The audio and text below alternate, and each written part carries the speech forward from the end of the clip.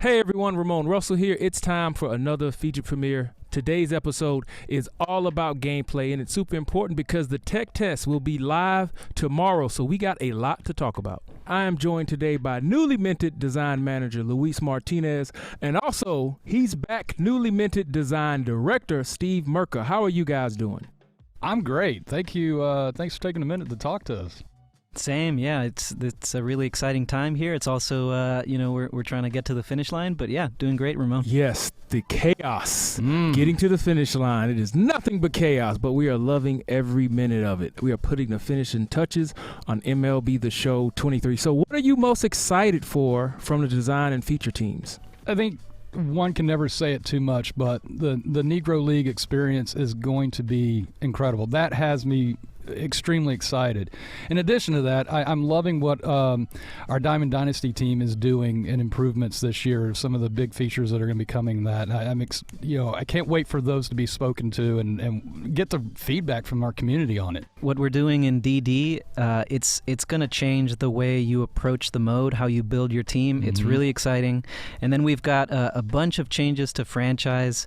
You're going to be experiencing the draft and everything related to the draft. In a different way, but don't spoil it. Don't spoil it. Yeah, I won't spoil it. No, don't do it. Stop. Pull back. But wait, didn't we talk about the draft already? Yeah, we talked about the draft. At least we mentioned it. So yeah, stay tuned for that. We got a lot to talk about, but we don't want to spoil too much more. But what do you want fans to know about the game this year, guys, overall? There's definitely been a lot of steps to make it feel as unique as a game should in a series, right? Every year you're putting out another baseball game, right? And every annual title does that.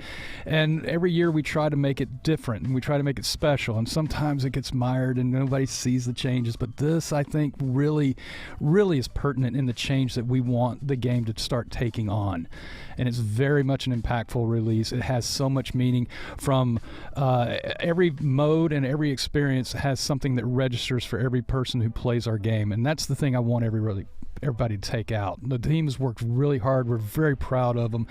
And we're going to continue doing this here on. It's the first day of the rest of the life. We're continuing. Also, Luis, before we start talking about legends, I know y'all want more legend reveals, but you have to remember, not only did we announce Derek Jeter, which Luis wants to talk a little bit about, but we've also announced 8 Negro League legends. And yes, Jackie Robinson is already in the game, but this is a different version of Jackie Robinson. And I know y'all have been asking a lot.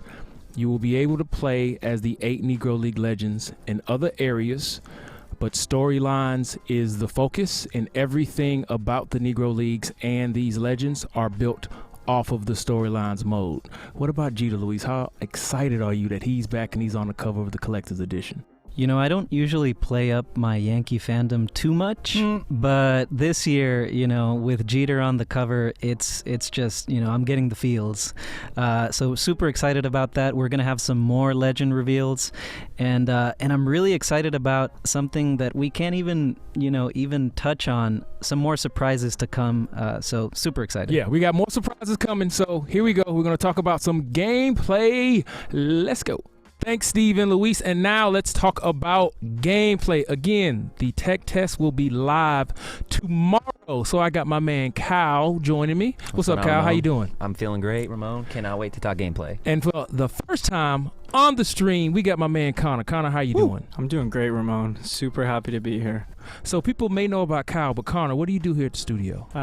Ramon, I am a gameplay producer. Been here for about 3 years, started out in tests, got transitioned over to the team, and I'm loving it. Loving learning from Kyle, Gil, just everyone around here. The wink emoji. We're about to talk about all things gameplay. The first big revamp is fielding. Before we get into it, we've been doing a ton of testing. We've been playing tournaments, and we have been looking silly because you have to learn how to field all over again in MLB The Show 23. But it's all changes we think you're going to love. Let's get right into it, Connor. Yeah, so in last year's game, error rate was mainly the main thing that fielding kind of toggled, but in this year's game, there's some quite significant changes. Like you were mentioning, fielding really controls, whether you're a higher attribute, reduced errors, the increased frequency of quicker, faster animations, the more efficient animations that we've captured, as well as really affecting the outfield start transitions. And so those are one of the things that we touched pretty significantly this year to really tier out and really to let you as a player be able to see that differentiation in the field. So with those outfield start transitions, you're going to notice on screen right now the differentiation between a Fox and an Aaron out there. Just speaking from a little bit of background, playing baseball myself, those first steps are very critical, especially playing outfield. Whether it's a hard line drive, whether you're going deep and back. And so as you watch the video, you're going to see that first step separation vary from a quick step, someone that can read that ball right away and get a good first jump, make that catch, or someone that takes a little bit longer. Maybe you take a harder first step because you don't read it as well. You're not really sure. And those are those lower attribute players, like right around 60, 50, where you're going to really, really notice the difference. And for our newcomers playing, this isn't necessarily a new feature to start transitions, but what we noticed was they weren't playing enough, right? Absolutely. So we went back to the drawing board and rebalanced everything. Now, like Kyle mentioned, the fielding ability attribute, when you're playing and you have the controller in your hand, it controls the errors that are non-throwing. Is that correct? That's correct. And this also controls the start transitions. Is that correct? That is also correct. Right. So what we've basically done here is we've gone back to the drawing board and rebalanced the start transition. So you're going to see way more variation. Like, it's very noticeable now, right, Kyle? Very noticeable. And that is also going to affect balls making way to the ground or, through the gaps, splitting the gaps. That's something that we've taken feedback on from watching streams and everything. Feel that the field is not playing quite as big as it should. So these start trans should help those different types of hit types, those hard line drives, the high fly balls. If you have a bad first step on a hard line drive, more often than not, that thing is going to split you and get to the wall in right center, left center. So, we're really trying to see more balls fall as well. Yeah, and like you mentioned, it's not just the start transitions and the errors that are non-throwing. It's also the animations that you have. Right. If you get a bad jump, you still may be able to get to that ball, but your back, might end up being turned the wrong way, and you have to make a much longer throw, which means it's going to grab a longer animation and vice versa, right? Right, absolutely. So just from the start transitions, you're going to see way more granularity on what can happen in the field, even when you're making plays on the ball. Is that right? Yeah, right, Ramon. We're talking about fielding changes animation-wise. Any new animations, Connor? Yeah, so this year, Ramon, we added new Rob foul animations. We added some first base pick and stretch animations. And as always, urgency is always being discussed. And we added new fielding and throwing urgency animations, and then just a variety of hot shot catch and miss animations. And the final thing is just dives. Thank you, Connor. As you mentioned, we have hundreds of new gameplay animations, and a lot of them are in the fielding department. To recap real quick, the fielding ability attribute governs errors, non-throwing, correct? Like getting the ball hitting you in your chest or a hot shot or something like that. So when that happens, everyone, remember, that's not your fault because of the individual that you're using and their fielding ability attribute. That's what's going to cause those errors. It also is what's going to determine the start transitions and the jumps, right, Kyle? Yeah. What should we talk about next? Let's talk about the next major fielding revamp, the button accuracy throw meter. But before we talk about the changes, how did this meter work in the past, and what did it represent, Kyle? So in the past, throw accuracy meter had consistent timing, always in the center, green region scale depending on fielder accuracy. But we noticed it just wasn't challenging enough. Nope, that's green, sweet spot in the same spot all the time. Right. We're watching streams, we're playing internally. It doesn't have the competitive nature that some of our other interfaces, pinpoint or zone, a little more complexity to it. And so we thought, how can we add that into the show this year? How can we make it more competitive? How can we keep our players on their toes like the players are in real life? And so there's a little bit of work done that I think Connor is happy to speak to. Connor, what's changed with button accuracy throwing? Yeah, these changes are one of my favorites for sure. In previous years, there was just the red, yellow, and green, Ramon, and those were pretty stagnant. No, they were stagnant. They didn't move at all. Yeah, so in this year's game, it's changed quite a bit. Difficult infield plays, that green section is going to move. And those long outfield throws, it's going to move as well. Yeah, so like you mentioned, with the moving meter, it just adds the sense of urgency to the players, trying to mimic, exactly what they're feeling on the field.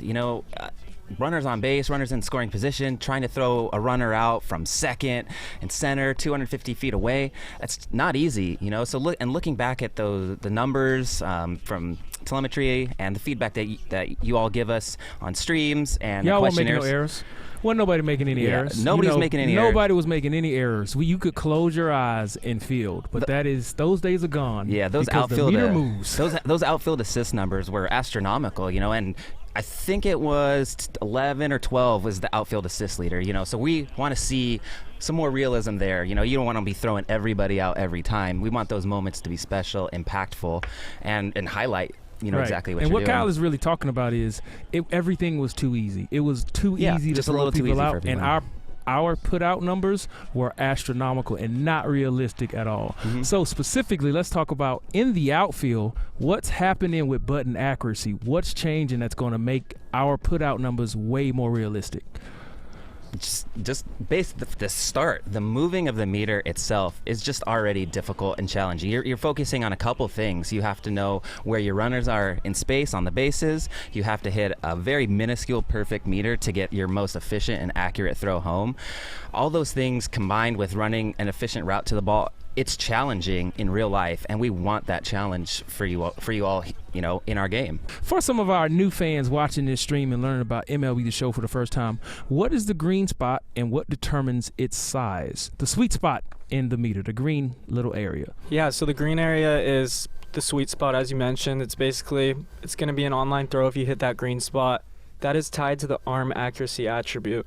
So because of that, we've also balanced our other mechanics as well, whether you're using buttons or analog throwing, to kind of mimic those MLB numbers and put like the full control in the player's hands, because the really cool aspect of it is with this really challenging throw accuracy meter, you can take some hits on other statistics. If you can master the meter, you can take a hit with poor arm accuracy for a shortstop, for example, because he's a better hitter.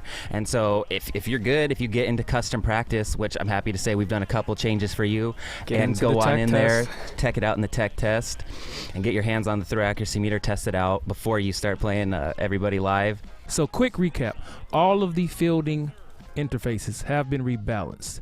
That's correct. Absolutely. But button accuracy has been completely revamped. The sweet spot, the green area, it now moves. Yes. It does. And that is based off the difficulty of the play and what else? Distance of the throw. The distance of the throw. Outfield. Yeah, distance of the throw and difficulty of the play. All but, right. Ramon, we left one thing out. Uh-oh, what we leave out? The yellow portion of the meter. Oh. Force throws to first, now the yellow portion of the meter. And what that does, it's basically a dirt throw region. So if I'm throwing the first and I hit it inside that yellow region, it's up to the first baseman's fielding attribute whether he's going to make that pick. Oh, Frank Thomas comes to mind. Yes, he does. So it's yellow, but it doesn't correlate to the person throwing the ball. That's really going to correlate to who you have at first base, because it's a dirt throw and you're hoping that guy over there has a high fielding ability. Yep, exactly. Yeah, you do. All right. So we're talking about all things gameplay. We've talked about the fielding ability. We've talked about jumps and dives. We talked about button accuracy. Now let's talk about quirks and attributes. Also, big changes coming to quirks. What are they? So we have 4 new quirks this year: pickoff artist, table setter, break outlier, and bad ball hitter. And the pickoff artist kind of does exactly what it says it does. You're going to get a little boost when you're on the mound, a little quicker pickoff move, hopefully being able to get that runner out. The table setter kind of does what it says. Nobody's on base. You excel at getting on, kind of jump starting your team. Break outlier.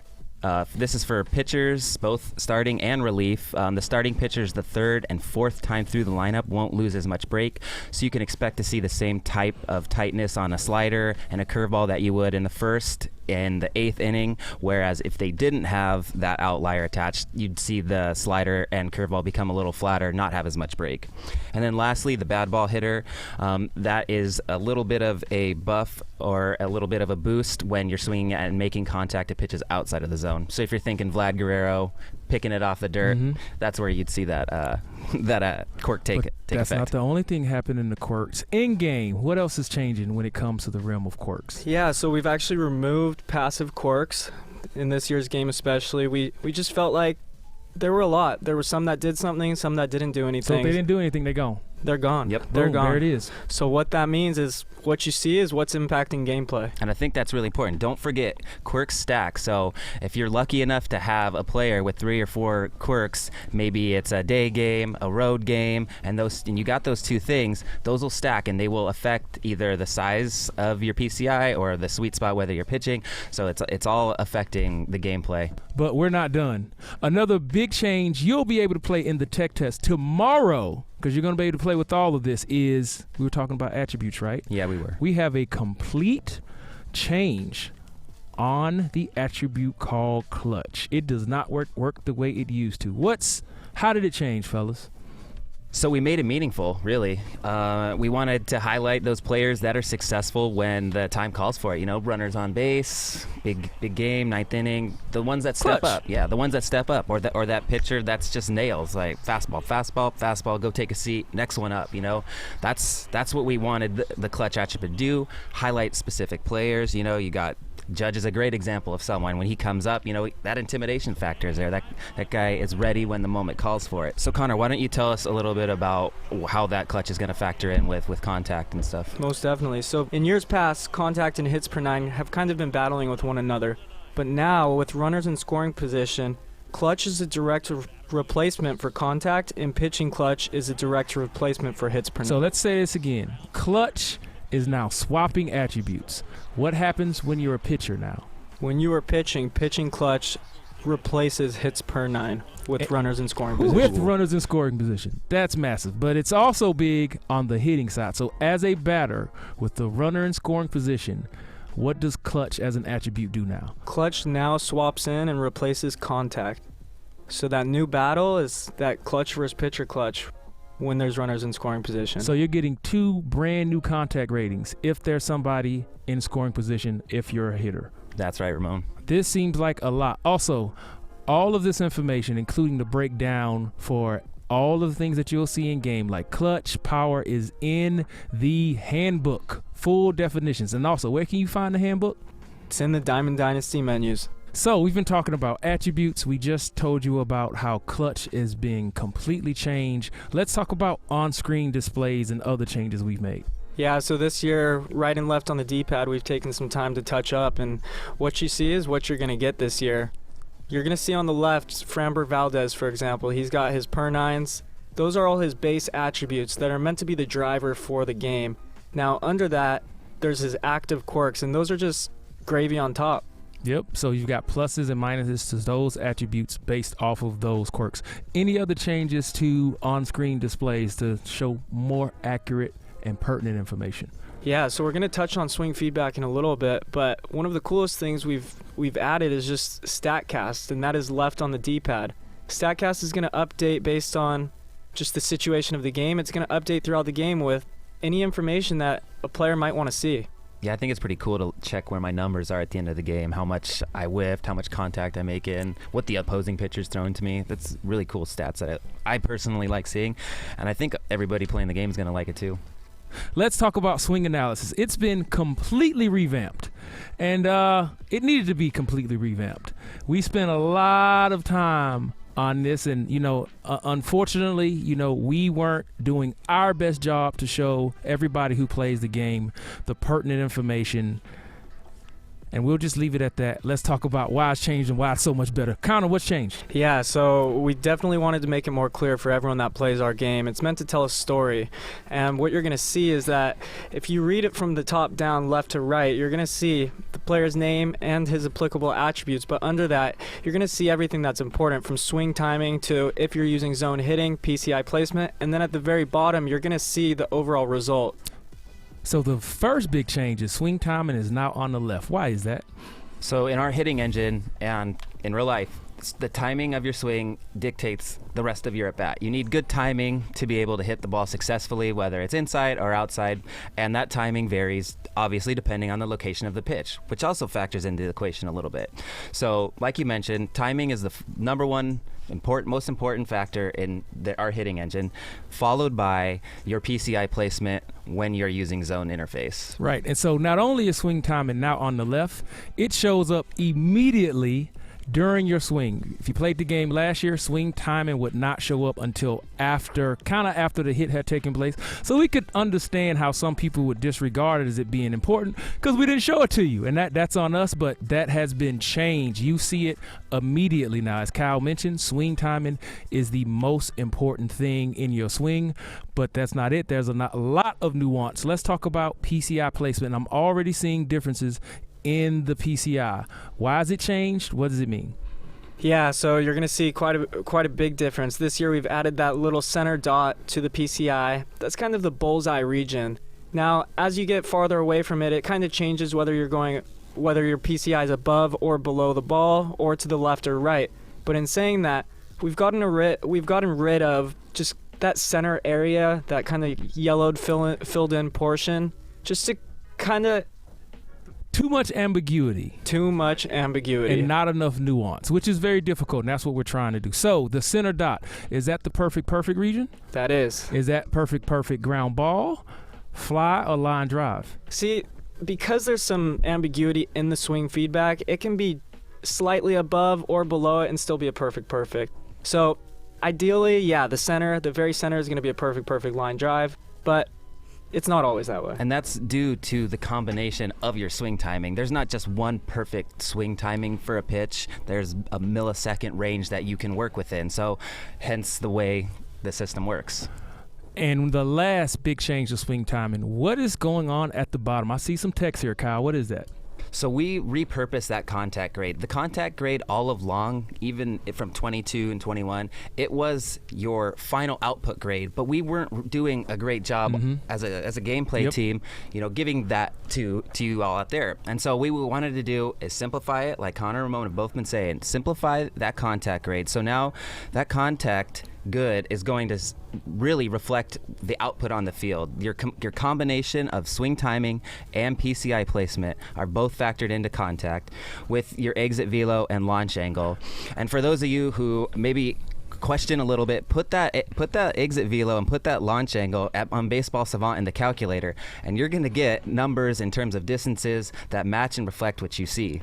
Now, add in the fact that you've got the handiness of the pitch, you've got the spin of the pitch, you've got the location of the pitch, you've got wind, you've got park factors, and there's a lot of nuance. There is still a lot of nuance in the results of your swing, but we're very, very confident that this new swing analysis box is way better than anything we've ever had, and we can't wait for you to try it out, and you're going to get to try it out tomorrow. So remember, your swing timing is on the left, your PCI placement is on the right, and your contact grade, that's below, right? Right. So you're adding up all three, right? Exactly. It's a That's picture. a great way to look at it, everyone. You're adding up all of your inputs, and the contact is your final result. All right. So we've talked about the all-new swing analysis, but what's an all-new swing analysis box without some hitting changes? So we have gameplay styles, right? We've got three of them: casual, simulation, and competitive. Casual and simulation, numbers look great. The community was very happy. Those modes still got changes, but y'all were happy with it, so we didn't touch a whole lot. However, competitive mode is a different story. The competitive gameplay style has been completely redone. Let's talk about the changes. Yeah, I know earlier I said throw accuracy meter changes were one of my favorite, but I truly think this might take it. Competitive is a really cool thing, and these gameplay styles are one. It's just an area we feel we can. It's an avenue for us to go down and to kind of differentiate the game for different types of players. And with that competitive, with the feedback that we get from you all on streams, the esport tournaments that we watch, those things are so awesome. We really want to highlight the player skill that you all have out there. It's so awesome to watch those tournaments, to watch those game-winning home runs, watch the throws. But we notice I think we could be a little bit more competitive. I think we need to do more to that pitcher-batter matchup. We weren't happy with some of the foul ball rates we were seeing. We weren't happy with the amount of swing and misses we weren't seeing. Unfortunately, we were seeing too much contact up there. So we thought as a gameplay team, how can we get better? How can we make these changes? And so we looked at all these different things to enhance that pitcher-batter matchup. Perfect. Let's start with foul ball changes. Competitive gameplay style. What's changing when it comes to foul balls? There's less of them, Ramon. You're going to notice that pitchers can strike batters out a lot easier now. It's what we see in real life, and it's what we want people to experience on our game. If you're pitching well, you're going to get the guy out. Yeah, I think that's really important to highlight.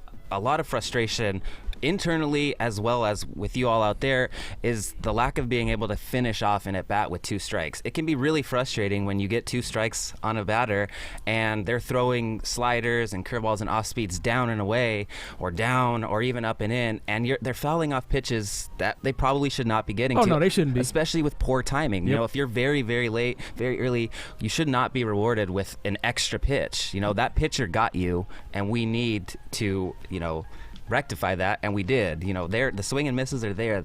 The foul ball rates, those extended at bats, we weren't happy with seeing that, those 9 or 10 pitch at bats with those very poor timings. Like that is something we didn't like to see, and so we've made changes to address those things in the competitive mode this year. At the end of the day, previous years I've always struggled with hitting, and I finally feel like I'm able to make up for it with my pitching in this year when it comes to pinpoint and just being able to sequence my pitches. Yep, being able to strike guys out. This guy coming from the tourney winner, of course, he mentions his ability to execute his pitches. You won the tourney? The All-Star bracket, not the Hall of Fame. Hey man, you stick your chest out.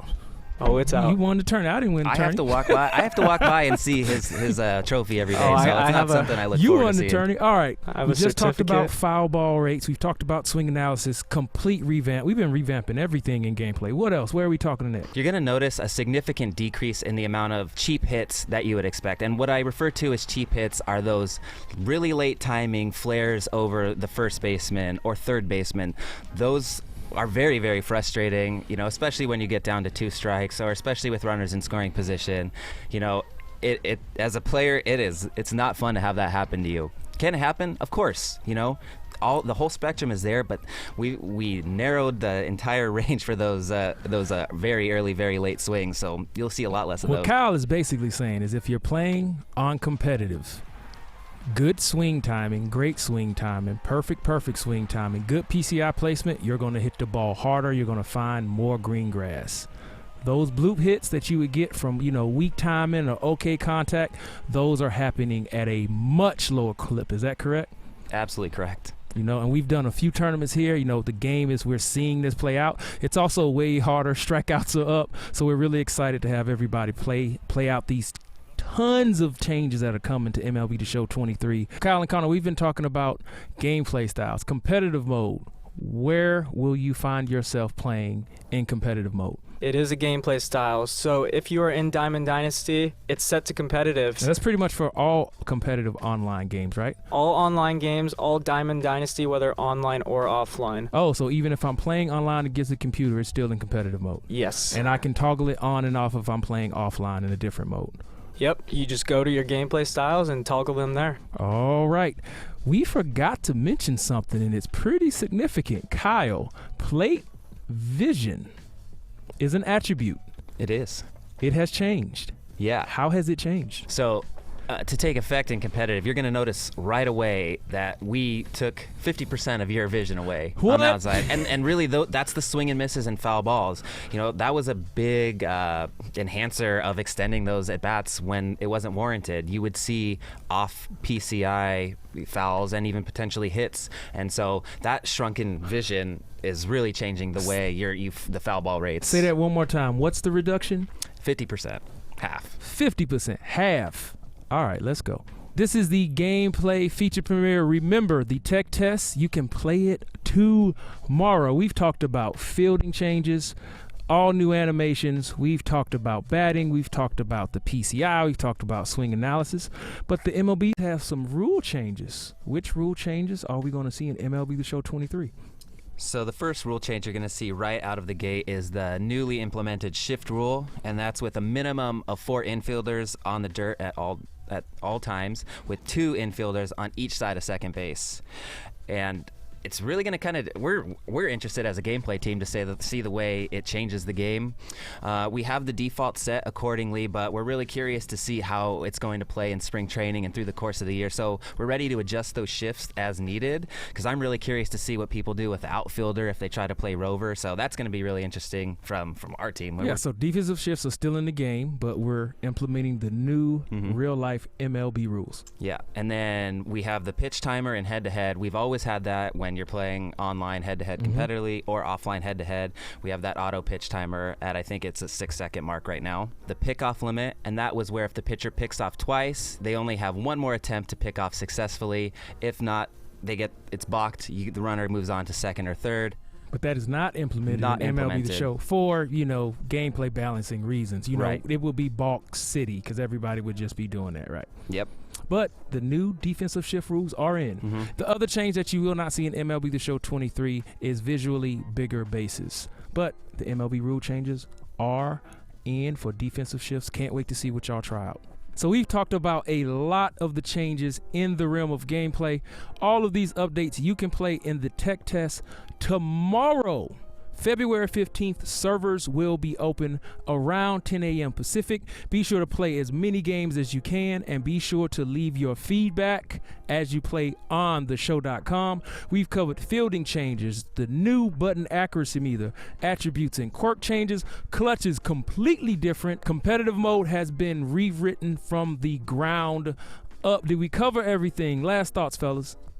I'm looking forward to the feedback from the tech test. I can't wait to see you guys get your hands on the new meter, get the changes, and I'm really interested just to see the foul balls and swing and miss rates. Something I'm looking forward to, the thousands and thousands of you playing and get all those numbers back. I am definitely looking forward to playing against everyone. I am also looking forward to just watching streams and hearing everyone's thoughts. Also, just want to thank the AI team. I know Kyle and I are out here speaking on behalf of everyone, all the hard work, and we appreciate it. I'm joined by senior technical game designer Kyle Blake. Kyle, how you doing? I'm doing great today, Ramon. We got a few things to tell people about the tech test today, don't we? We do. There's some cool stuff we might want to tip them off before they see it tomorrow. So, co-op. Let's start there. Co-op, yeah. Everybody asked for it. We want rewards in co-op. We heard it. So we did it. So just like solo ranked, now there's co-op ranked, where there's a ladder that you're going to be climbing. When you play with your buddies and you win games, your rating goes up. If you lose games, it goes down. When your rating meets those certain thresholds, just like in solo ranked, you're going to get rewards. So long story short, we got rewards in co-op. But that's not all, Kyle. There's more. There's more. So we got a couple other tidbits that we'll just tip you off about in the tech test. First, DH. The MLB got the universal DH just this last season, so now we have it in Diamond Dynasty as well. So any squad you play with in Diamond Dynasty has a DH. DH is in DD, but that's not all, Kyle. Yeah, alongside that, we've of course added full two-way player functionality. I'll give you an example. Of course, the one everybody knows is Shohei Ohtani.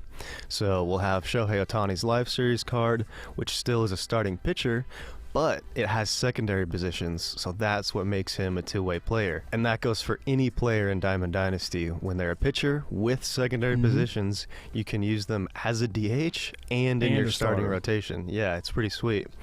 And if you don't want to have him as the DH in the rotation, you can just put him in one of his secondary positions. So now that player is just super flexible, just like a two-way player is in real life. Thank you so much, Kyle, for joining us and giving us those extra tidbits of info about what's going to be in the tech test. We'll also be joined by Kyle very, very soon for the Diamond Dynasty feature premiere. Have still so much to talk about. We want to give an extra special thanks to our guests today, Luis, Steve Merca, Kyle, and Connor. Hope you all enjoyed it. Talk to you later. Peace.